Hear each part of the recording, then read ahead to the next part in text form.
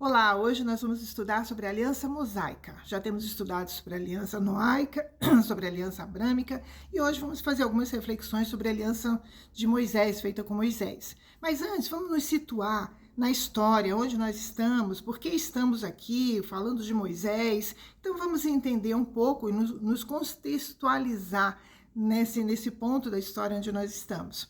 Bem, a palavra de Deus nos diz, nos ensina lá na primeira carta de Pedro, capítulo 1, verso 20, que Deus, antes da criação do mundo, Deus já havia preparado uma forma de nós sermos salvos, de nós sermos redimidos.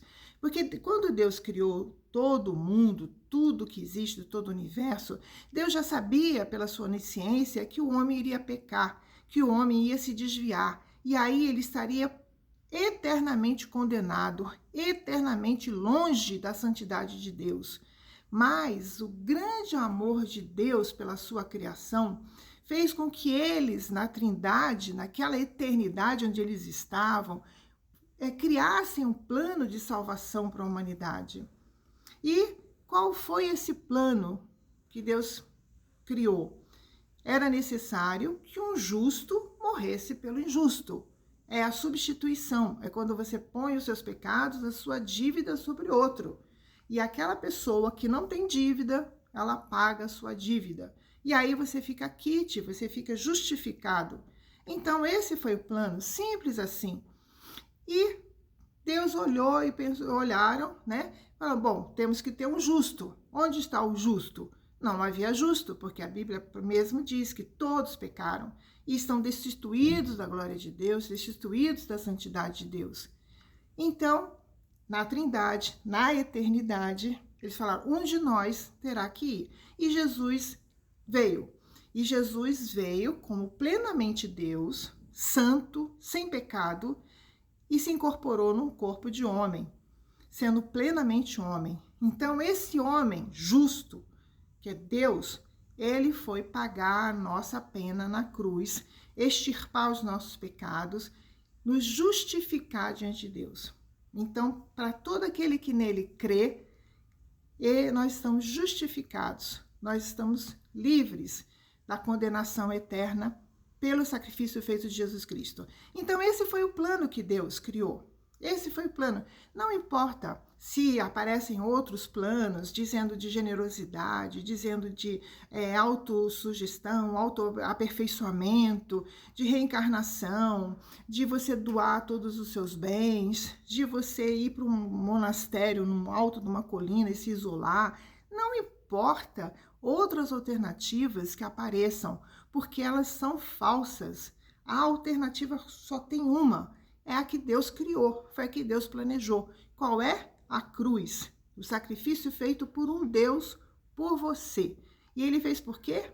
Pelo grande amor que ele tem por você e por mim.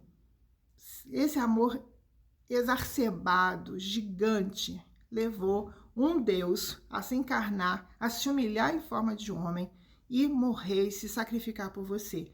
Para quê? Para você seja justificado diante de Deus e tenha uma vida eterna na presença dele.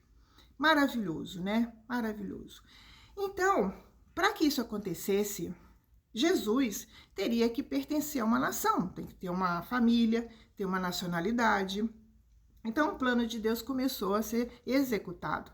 Então, Deus escolheu Abrão. De Abrão, ele falou, vou te tornar uma grande nação, que é a Israel. E essa nação, ela vai ter uma terra, que é a terra de Canaã. E essa nação vai trazer bênção para todas as nações da terra.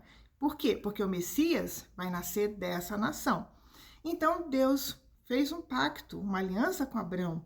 E de Abrão nasceu Isaac. Isaac se casou com a Rebeca, nasceu Jacó e Esaú. De Jacó vieram 12 tribos, que são as 12 tribos de Israel.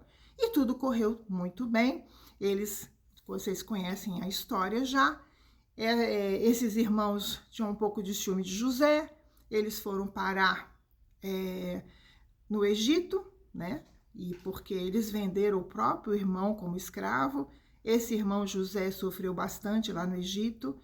Chegou a ficar preso teve um momento muito difícil, mas Deus o honrou e ele se tornou o homem mais importante do Egito, logo em seguida de Faraó. E teve momentos de muita prosperidade no Egito, até que essa geração morreu, esse faraó morreu, esses egípcios que se beneficiaram morreram e os outros que apareceram não se lembravam mais de quem era José, de que José tinha feito, nada disso.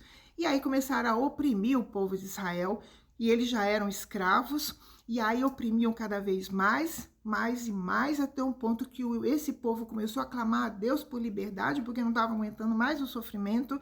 E aí Deus mandou as 10 pragas que aconteceram lá no Egito, que todos conhecem, e na última praga foi a libertação, com a volta do povo para a terra de Canaã, conduzido por um homem que Deus escolheu, chamado Moisés. E esse homem já era velhinho, ele tinha 80 anos quando Deus o chamou. E aí vem o pacto com Moisés. Deus falou para Moisés, e nós vamos abrir em Êxodo, no capítulo 19, e vamos ver o que está escrito aqui, o que Deus falou para o Moisés para levar todo o povo. Versos 5 e 6, então diz o seguinte, do capítulo 19 de Êxodo. Agora, se diligentemente ouvirdes a minha voz e guardardes a minha aliança, sereis a minha propriedade peculiar dentre todos os povos, embora toda a terra seja minha. Vós me sereis reino sacerdotal e nação santa. São essas palavras que falarás aos filhos de Israel. Então, Deus falou o seguinte, eu vou te dar uma lei, e se esse povo ouvir e guardar e obedecer, vocês serão um povo peculiar, singular, um povo que será um reino sacerdotal, vai ser uma nação santa, com que Deus vai tratar, certo? E Moisés relatou isso ao povo, e você vê que no verso 7, Moisés relatando ao povo, e no verso 8, a resposta do povo, que diz o seguinte, então todo o povo respondeu uma voz, tudo que o Senhor falou, faremos. Aí também já é lindo, porque foi feita uma aliança com o povo, mas não foi feita uma aliança, obrigado, como certas religiões no Oriente, que você é obrigado a seguir, porque se você não seguir, você é cruelmente assassinado, suas posses são destruídas, suas casas, seus bens, mulheres, filhos, crianças, tudo é destruído, apedrejado e destruído cruelmente, porque você é obrigado a seguir aquele Deus. Deus de Israel e Yahvé, não. Deus faz uma aliança com o livre-arbítrio e o povo decidiu obedecer, o povo como um todo decidiu obedecer. Maravilhoso, lindo, nosso Deus é maravilhoso mesmo. Em tudo que ele faz, ele é glorificado e maravilhoso. Então, ele deu uma aliança, ele deu uma lei. E essa lei, ela é dividida em 3 partes. É uma lei moral, é uma lei de cerimônias e é uma lei civil e judicial. Ela pode ser dividida nessas 3 partes para melhor entendimento. As leis cerimoniais são aquelas leis que eram relacionadas aos serviços no tabernáculo e no templo. E as leis civis e judiciais eram leis para o governo teocrático que havia naquele momento para aquele povo. Quem governava, quem era o rei, era Deus. Não havia um rei, não havia um governador. Então eram leis teocráticas e tudo isso foi absorvido na pessoa de Jesus Cristo. A lei moral, ela permanece até o Novo Testamento e nós vamos ver que Jesus menciona essas leis morais lá no Novo Testamento. Então, são leis que permanecem, são universais, são para todas as pessoas, em todos os lugares e em todas as épocas, assim como os 10 mandamentos, certo?